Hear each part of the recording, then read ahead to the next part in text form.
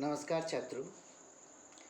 सेठंगलाल कोठारी राजकीय महाविद्यालय राजसमंद से बीएससी थर्ड ईयर के लिए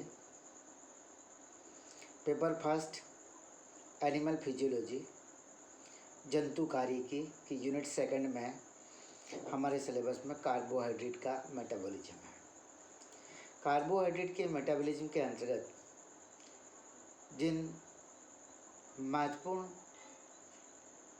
टर्म्स को हम अध्ययन करेंगे वो है ग्लाइकोलाइसिस, ग्लाइकोजिनोलाइसिस, ग्लाइकोजेनेसिस। इनकी परिभाषा हमने पिछली कक्षा में विस्तृत रूप से या पारिभाषिक शब्दावली का अर्थ हमने समझ लिया है। आज हम इसी में से ग्लाइकोजिनोलाइसिस जो है उसका अध्ययन करेंगे। ग्लाइकोजिनोलाइसिस जो है कार्बोहाइड्रेट मेटाबॉलिज्म में महत्वपूर्ण भूमिका अदा करता है। वह क्रिया जिसमें ग्लाइकोजन टूटकर ग्लूकोज का निर्माण करता है ग्लाइकोजिनोलाइसिस कहलाती है। जैसा कि सबसे पता चल रहा है, ग्लाइकोजिनोलाइसिस ग्लाइकोजन प्लस लाइसिस दो शब्दों से मिलकर बना है। ग्लाइकोजन का जब ब्रेकडाउन होता है, लाइसिस का मतलब होता है ब्रेकडाउन। ग्लाइकोजन के ब्रेकडाउन के द्वारा ग्लूकोज के निर्माण की क्रिया को ग्लाइकोजिनोलाइसिस कहलाते हैं। ग्लाइकोजिनोलाइसिस की क्रिया का महत्व इसलिए है क्योंकि जब हम भोजन ग्रहण कर लेते हैं और भोजन के पाचन के पश्चात रक्त में शर्करा या ग्लूकोज का स्तर बढ़ जाता है, किंतु हर समय हम भोजन ग्रहण करते हुए नहीं रहते हैं। तो जो अतिरिक्त समय होता है जब हम भोजन नहीं खाए हुए होते हैं और जब भोजन ग्रहण कर लिया है तो हमारे रुधिर में जो अधिक मात्रा में ग्लूकोज बना है, उस ग्लूकोज को संचित भोज्य पदार्थ जिसे हम ग्लाइकोजन कहते हैं, जंतुओं में संचित जो भोज्य पदार्थ ग्लाइकोजन के रूप में संग्रहित कर लिया जाता है। किंतु जब ज़रूरत होती है, जब रक्त में ग्लूकोज का स्तर घट जाता है, तो यकृत और पेशियों में संग्रहित किया हुआ ग्लाइकोजन वापस टूटकर रक्त में शर्करा के स्तर को नियत बनाए रखता है। इसी को ग्लाइकोजिनोलाइसिस कहा जाता है। ग्लाइकोजिनोलाइसिस में ग्लाइकोजन टूट करके ग्लूकोज को निर्माण करता है। इससे पिछली क्लास में हमने ग्लाइकोजेनेसिस पढ़ा था। ग्लाइकोजेनेसिस का मतलब सिंथेसिस था, उसमें ग्लाइकोजन का निर्माण हो रहा था। ग्लाइकोजिनोलाइसिस में ग्लाइकोजन का ब्रेकडाउन होता है। तो ये दोनों ही प्रक्रियाएं, ग्लाइकोजेनेसिस ग्लाइकोजन का संश्लेषण, ग्लाइकोजिनोलाइसिस ग्लाइकोजन का ब्रेकडाउन, दोनों एक दूसरे के लगभग विपरीत प्रक्रिया हैं। अब इसकी कौन कौन सी क्रियाएं होती हैं, उन क्रियाओं को देखते हैं। ग्लाइकोजिनोलाइसिस में ग्लाइकोजन एक ग्लूकोज का पॉलीमर है। ग्लूकोज का होमोपॉलीसैकेराइड्स है, जिसमें केवल ग्लूकोज की इकाइयाँ ही ग्लूकोसाइल यूनिट्स के रूप में जुड़ी हुई होती है। जब ग्लाइकोजन का विघटन होता है तो इस विघटन के लिए सबसे पहली प्रक्रिया जो होती है, उस प्रक्रिया में ग्लाइकोजन टूट करके ग्लूकोज फर्स्ट फास्फेट का निर्माण करता है। ग्लाइकोजन से ग्लूकोज फर्स्ट फास्फेट निर्माण की प्रक्रिया में जो आवश्यक एंजाइम होता है, वह एंजाइम फास्फोराइलेज एंजाइम कहलाता है। या हम यूँ कह सकते हैं, फास्फोराइलेज नामक एंजाइम की उपस्थिति में ग्लाइकोजन ग्लूकोज फर्स्ट फास्फेट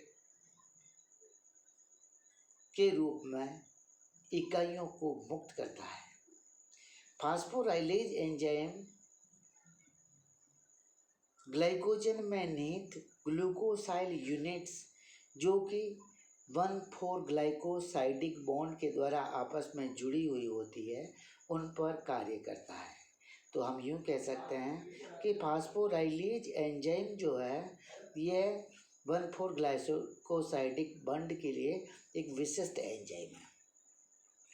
यह रिएक्शन के माध्यम से हमने इसको प्रकट कर रखा है कि इस रिएक्शन में हमने बता रखा है ये हमारे पास ये ग्लाइकोजन है जिसमें N residues of the glucose है।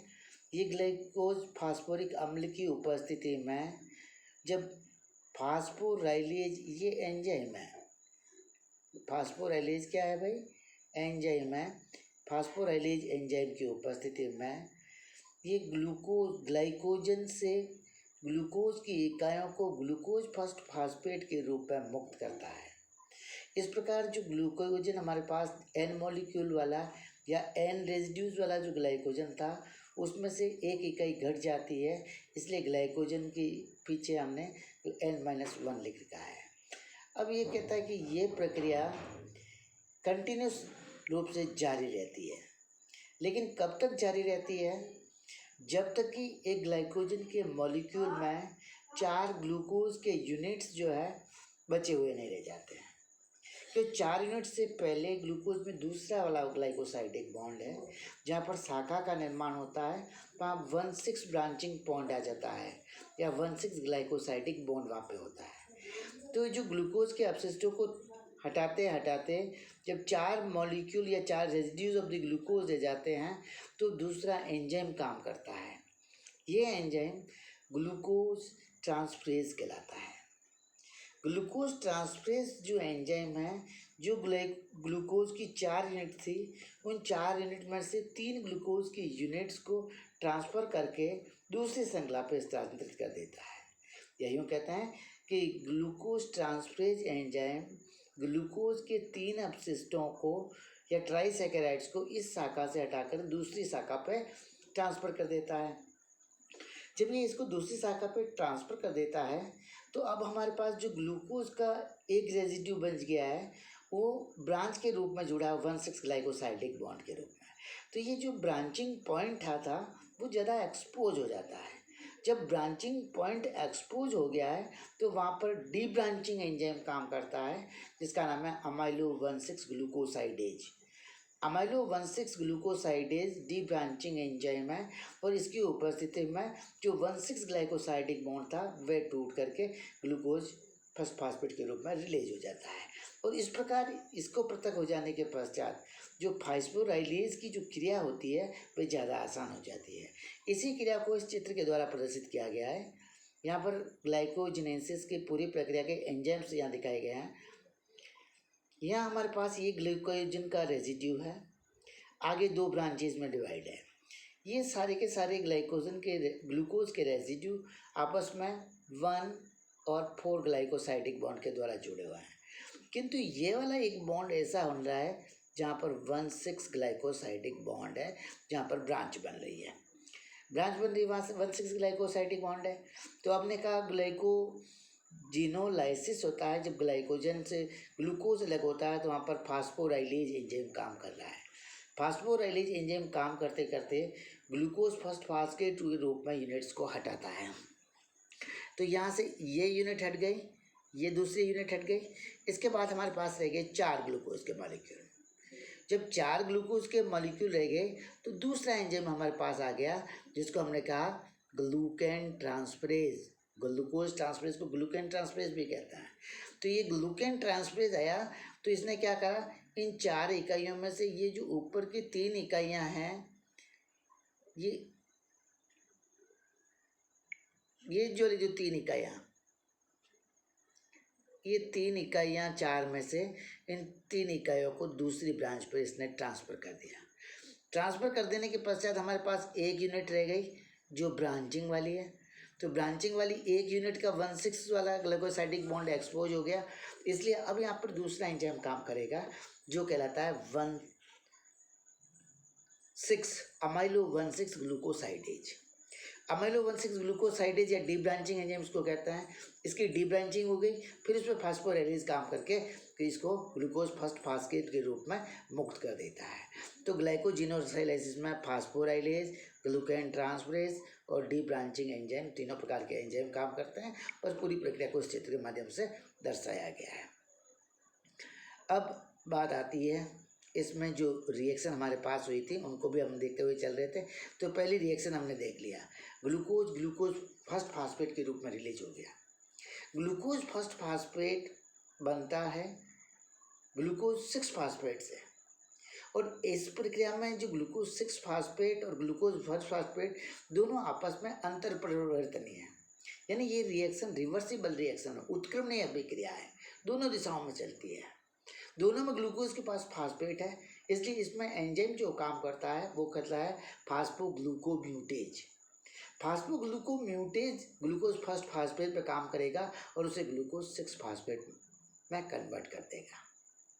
अब जब हमारे पास ग्लूकोज 6 फास्फेट बन गया है तो ये ग्लूकोज 6 फास्फेट दो जगह बनेगा,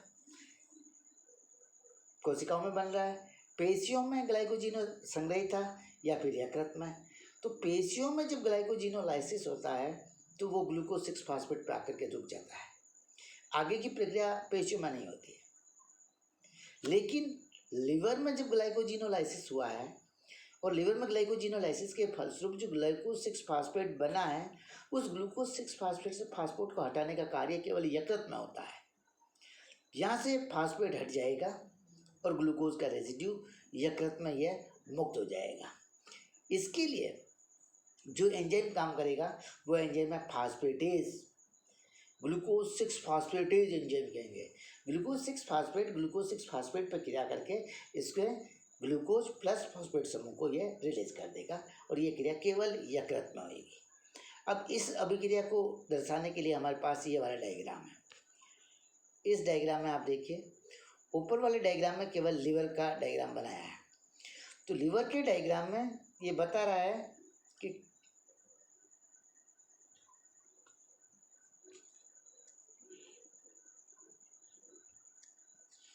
ये हमारे पास लिवर का ग्लाइकोजन है, ग्लाइकोजन एटीपी के साथ में क्रिया करके, और ये ग्लाइकोजन पर जब फास्फोराइलेज एंजाइम काम करेगा तो ये बन गया ग्लूकोज 1 फास्फेट। ग्लूकोज 1 फास्फेट पर किसने काम करा है? फास्फोग्लूकोम्यूटेज ने। तो ग्लूकोज 1 से ग्लूकोज 6 फास्फेट हो गया। ग्लूकोज 6 फास्फेट पर ग्लूकोज 6 फास्फेटेज ने काम करा तो ये ग्लूकोज में कन्वर्ट हो गया। ऐसा केवल लिवर में होता है, ठीक है। अब हम इसी को ले चलते हैं नीचे मसल्स में। ये मसल्स वाली रिएक्शन है। ये हमारे पास ग्लूकोज है, एटीपी, ग्लूकोज, फास्फेट और कैल्शियम आयनों को उपस्थिति में यदि वही फास्फोराइलेज ने काम करा, हम ग्लाइकोजिनोलाइसिस से देख रहे हैं और ये ग्लूकोज 1 फास्फेट में परिवर्तित हो गया। यहीं पे आकर के क्रिया रुक जाती है मसल्स में। अब हमारे पास आता है ग्लाइकोजिनोलाइसिस पर हार्मोनल रेगुलेशन। हार्मोनल रेगुलेशन जो है के लिए कहता है कि इसमें जो मुख्य एंजाइम है वो फास्फोराइलेज एंजाइम है। फास्फोराइलेज एंजाइम भी दो अवस्थाओं में पाया जाता है, फास्फोराइलेज ए और फास्फोराइलेज बी। जो फास्फोराइलेज ए होती है वो एक्टिव फेस होती है। इसमें ग्लाइकोजन से ग्लूकोज के अवशिष्ट जो है मुक्त होते रहते हैं ग्लूकोज 1 फास्फेट के रूप में। लेकिन जो फास्फोराइलेज ए एक्टिव बनना है वो स्वयं फास्फोराइलेज बी जो इनएक्टिव होता है उससे बनता है। जब फास्फोराइलेज बी इनएक्टिव होता है तो उस पर एंजाइम काम करता है फास्फोराइलेज काइनेज। ये फास्फोराइलेज काइनेज ये करेगा बी पे काम और कन्वर्ट कर देगा फास्फोराइलेज ए एक्टिव में। फास्फोराइलेज ए वाला जब एक्टिव हो गया तो अब यहाँ पे बात कहता है कि जब बी को ए में कन्वर्ट करने के लिए दूसरा और एंजाइम्स काम करते हैं, वो एंजाइम है फास्फोराइलेज काइनेज।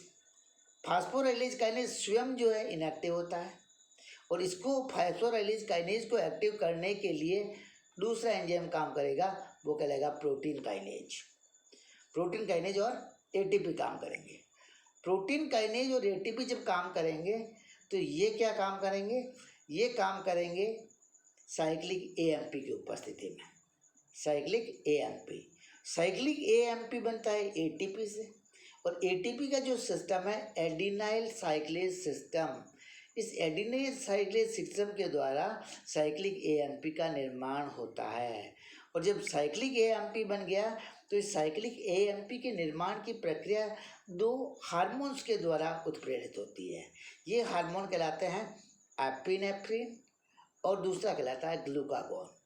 एपिनेफ्रिन और ग्लूकागोन होते हैं तो ये एटीपी पे क्रिया करते हैं, साइक्लिक एएमपी बनाते हैं। साइक्लिक एएमपी पर प्रोटीन काइनेज काम करता है। प्रोटीन काइनेज जो है फास्फोराइलेज काइनेज को एक्टिव करता है। तो ये पूरा का पूरा सिस्टम जब काम करेगा, जब साइक्लिक एएमपी की निर्माण की प्रक्रिया जो होगी, तब जो है ग्लाइकोजिनोलाइसिस होएगा। लेकिन यहाँ पे हमारे पास बात आती है, हम कहते हैं ग्लूकोज का मेटाबॉलिज्म में इंसुलिन का महत्वपूर्ण भूमिका होती है। इंसुलिन हार्मोन जो होता है वो साइक्लिक एएमपी को नहीं बनने देता। जब साइक्लिक एएमपी नहीं बनेगा तो ग्लाइकोजिनोलाइसिस नहीं होएगा। ग्लाइकोजिनोलाइसिस क्या होगा? जब एपिनेफ्रिन होगा, ग्लूकागोन होगा, एटीपी से साइक्लिक एएमपी बनेगा तो ग्लाइकोजिनोलाइसिस की प्रक्रिया जो है उत्प्रेरित होगी। अब बात करते हैं कि जो हमारे पास एक्टिव फास्फोराइलेज होता है वो प्रोटीन काइनेज के फास्फोराइलेज के एक्टिव करने के कारण हुआ। तो यहाँ पर एक एंजाइम है जो प्रोटीन काइनेज जो फास्फोराइलेज को एक्टिव करेगा, उसी का दूसरा रोल भी है जो फास्फोराइलेज को एक्टिव कर रहा है। मतलब ये वह एंजाइम है जो ग्लाइकोजन से ग्लूकोज फॉस्फेट यूनिट्स के रूप में मुक्त कर रहा है। लेकिन ग्लाइकोजन सिंथेटेज एंजाइम वह एंजाइम है जो ग्लाइकोजन का संश्लेषण करता है। तो ये दोनों हार्मोन आपस में एक दूसरे के एंटागोनिस्टिक हो गए, विपरीत हो गए। जो वह हार्मोन यानी वो प्रोटीन काइनेज जो फास्फोराइलेज को एक्टिव करता है, उसी समय में जो ग्लाइकोजन सिंथेटेज है उसको संदमित करने का कार्य भी करता है। इस प्रकार ग्लाइकोजन का जो अपघटन जब हो रहा होता है तब ग्लाइकोजन का सिंथेसिस नहीं हो सकता।